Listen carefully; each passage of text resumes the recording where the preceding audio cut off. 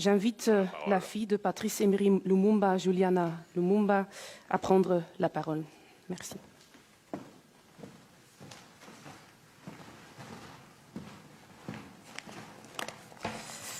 Excellences, Messieurs le Premier ministre, Excellences, Mesdames et Messieurs en vos grades et qualités, distingués invités,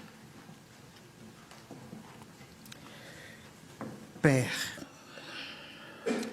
nos cœurs enseignés 61 années durant, nous, tes enfants, tes petits-enfants, et tes arrière-petits-enfants.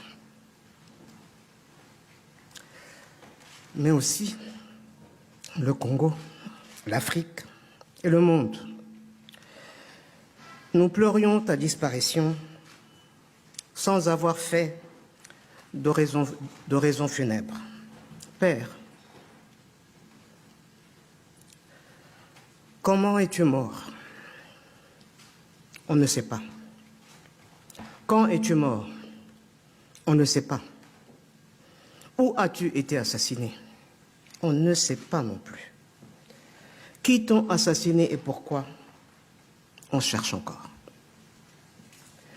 Tout ce que nous savons, Père, c'est que tu as été condamné par tes bourreaux à demeurer un défunt sans inhumation, un corps sans chair ni ossement, une âme en perpétuelle errance, un héros sans panthéon, un objet sépulcral sous séquestre de la justice, sans l'ombre d'une tombe pour le repos éternel, n'ayant qu'une date comme tombeau, le 17 janvier 1961. Il y a 2 ans, le 30 juin 2020, nous avions écrit à Sa Majesté le roi Philippe de Belgique. Nous lui avons dit que notre responsabilité d'enfant, notre devoir de descendant, devenu maintenant aussi père et mère, c'était de rendre hommage à notre père, à notre géniteur, en lui offrant une sépulture digne du sang qu'il nous a légué. Ce précieux sang qui circule dans nos veines, la réponse du roi, c'est la cérémonie solennelle de ce jour. Au nom de la grande famille Lumumba, éplorée, j'adresse une parole de remerciement et d'infinie gratitude à Sa Majesté le roi Philippe. Il a montré, dans ces tristes conjonctures, un remarquable intérêt affectueux pour notre Père et a manifesté un profond regret pour son abominable sort. Distingués invités, de la réception de notre lettre ouverte au roi le 30 juin 2020 à la cérémonie solennelle de ce jour, nous avons été agréablement surpris par les délicates attentions du gouvernement du Royaume de Belgique, à travers tant de son ambassade à Kinshasa que du Premier ministre ici à Bruxelles. Vous avez allégé notre fardeau, adouci nos amertumes et mérité bien justement notre profonde reconnaissance. À cette heure mémorable, notre infinie gratitude va aussi à son Excellence, Monsieur Félix Antoine Tshisekedi Tshilombo, notre président de la République, ses mots si avenants, sa main tendue, toujours si prompte, et ses fraternels messages. Tout nous a été d'un grand réconfort. Au peuple de la République démocratique du Congo et de l'Afrique, nous disons la main sur le cœur. Ouvrez-lui le sanctuaire de la paix. Daignez lui accorder la couronne que vous lui avez préparée dès le lendemain du 17 janvier 1961.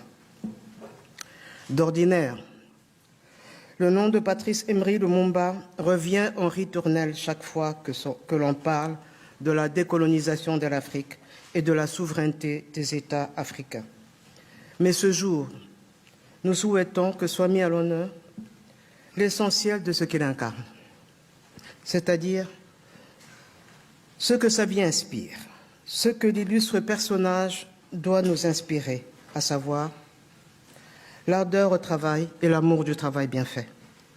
La priorité donnée à la compétence et à la dignité, le désintéressement et le patriotisme dans la gestion de la chose publique, le sens de l'intérêt général dans la conduite des affaires de l'État, la droiture et l'obsession de l'unité nationale. Ce sont ces valeurs qui ont conduit cette vie. Puisse-t-elle devenir la référence en République démocratique du Congo et en Afrique? Plus que jamais, nous en avons besoin. Oui, Patrice Lumumba incarnait tout cela, mais il a incarné plus encore. Dans ce plus, il y a une qualité rare qui force l'admiration, celle d'un homme du consensus. Mais pas n'importe quel consensus. Pas un consensus mou et trouble, mais un consensus de conviction et des étapes décisives de sa brève et bouleversante vie.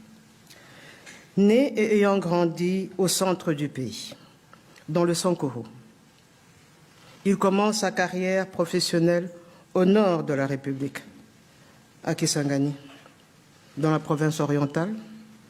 Il fonde à Kinshasa le tout premier mouvement politique pluriethnique et national, le Mouvement national congolais, MNC en sigle. Il devient le premier Premier ministre d'une République démocratique du Congo, une et indivisible. Distingués invités, qu'il me soit permis d'affirmer qu'il n'y aura pas de redressement de notre patrie, le Congo, pour en faire un pays, une nation et un État digne de ce nom, si nous ne nous employons pas énergiquement à restaurer et à replanter ces valeurs, véritables repères qui ont été légués à notre société par celles et ceux qui ont, dès l'aube du 30 juin 60, porté notre destin sur leurs épaules. Et cette restauration passe notamment par l'honneur à leur rendre. À cet effet, le plus bel hommage que nous puissions rendre à Lumumba et à ses compagnons héroïques, Joseph Okito et Maurice Polo, c'est de nous montrer dignes de leur legs. Ce qu'ils attendent de nous, ce ne sont pas d'incessants regrets, mais un ferme serment, celui de continuer le travail resté inachevé. Ce qu'ils attendent encore de nous, ce sont plus de perpétuels sanglots, mais un élan audacieux et volontariste, porté par chacun de nous, et plus particulièrement par les jeunes Congolais. Et cet élan, c'est l'intelligence et la puissante volonté de surmonter nos difficultés, de lutter contre les divisions fratricides, de faire vivre la fraternité nationale au Congo et la fraternité panafricaine en Afrique. Distingués invités, cette cérémonie solennelle ne serait qu'une date parmi d'autres si nous ne retenions pas la leçon qu'elle nous donne. Ce moment d'émotion et de gravité doit ouvrir un moment d'espoir. Il doit apaiser les mémoires blessées, combler le fossé mémoriel qui existe entre nos deux pays, entre nos deux peuples, qui ont tissé entre eux des liens innombrables et profonds. Cet esprit, c'est celui de créer des possibilités de faire ensemble des pas de prospérité partagée et de co-développement, à l'aune d'un climat propice à un nouveau vivre ensemble belgo-congolais. Ce n'est qu'ainsi que nous comprenons le sens de la présence ici aujourd'hui de son Excellence, Monsieur le Premier ministre Jean-Michel Sama Lukonde, venu non seulement pour représenter le Président de la République, mais aussi le peuple congolais dans son ensemble. Nous lui en sommes infiniment reconnaissants.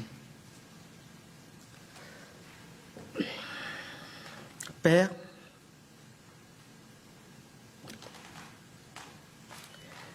mes frères et moi, ainsi que nos enfants et tes arrière-petits-enfants, avons essayé, à travers cette adresse, de trouver les mots pour te dire adieu. 61 ans après ta disparition. Mais nous devons avouer qu'il n'y a rien qui puisse exprimer comme il faut ce que nous ressentons et pensons aujourd'hui. Nous ne pouvons que formuler ce vœu ce vœu que tu puisses, Père, de là où tu es, de là où tu te trouves, être fier de tes enfants, de tes petits-enfants et de tes arrière-petits-enfants.